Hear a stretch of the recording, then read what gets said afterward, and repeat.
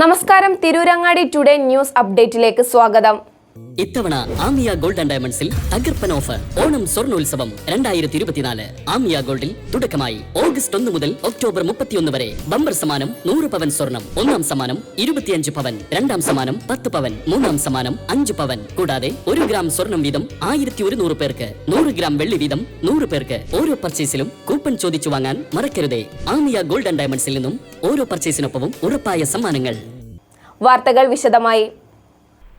Venniyur 33 kV substation ഡിസംബറിൽ commission ചെയ്യും. ഭൂഗർഭ കേബിൾ സ്ഥാപിക്കുന്നതിനുള്ള ലൈസൻസ് ഫീ തുക ദേശീയപാത അതോറിറ്റിയിൽ KSEB അടവാക്കിയത് പ്രകാരം കട്ടിങ്ങിനുള്ള അനുമതി ലഭിച്ചു. അടുത്ത ആഴ്ച കേബിൾ വലിക്കും. ഫീ ഇനത്തിൽ 56,371 രൂപയും ബാങ്ക് ഗ്യാരണ്ടി ഇനത്തിൽ 38,500 രൂപയുമാണ് തിരൂർ ട്രാൻസ്മിഷൻ ഡിവിഷൻ മുഖേന അടവാക്കിയത്. പ്രവൃത്തി സംബന്ധിച്ച് നഗരസഭാ ചെയർമാൻ KP മുഹമ്മദ് കുട്ടി, ഡെപ്യൂട്ടി ചെയർപേഴ്സൺ സുലൈഖ കാലോടി, വികസന standing committee chairman Iqbal Kallungal, ആരോഗ്യ standing committee chairman CP Ismail, executive engineer Velayudhan, assistant executive engineer Raihanath, assistant എഞ്ചിനീയർമാരായ ബിജു NM, ഫസലുർ റഹ്മാൻ, മുബഷീർ, കരാറുകാരൻ CH അലി എന്നിവർ സന്ദർശിച്ച് വിലയിരുത്തി. തിരൂരങ്ങാടി നഗരസഭയിലേത് ഉൾപ്പെടെ റോഡ് കീറിയാണ് കേബിൾ എടരിക്കോടിൽ നിന്നും കൊണ്ടുവന്നത്.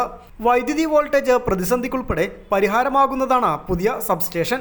എടരിക്കോട്, കൂര്യാട് എന്നിവിടങ്ങളിൽ നിന്നും പുതിയ ഫീഡറുകൾ പുതിയ സബ്സ്റ്റേഷനിലേക്ക് കൊണ്ടുവരുന്നതിനാൽ നിലവിലെ ലോഡ് കുറയ്ക്കാനാകും. വെന്നിയൂർ, തിരൂരങ്ങാടി മേഖലയിൽ രൂക്ഷമായ വോൾട്ടേജ് ക്ഷാമം അനുഭവിക്കുകയാണ്. എടരിക്കോട് ഫീഡറിൽ നിന്നാണ് ഇവിടേക്ക് വൈദ്യുതി എത്തുന്നത്. ഒരു ലൈനാണ് നിലവിൽ. സബ്സ്റ്റേഷനോടെ ഇത് 2ആയി മാറുന്നതാണ്.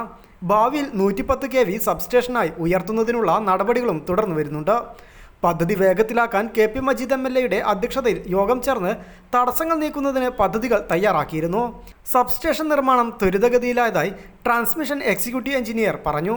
News bureau, Tirurangadi.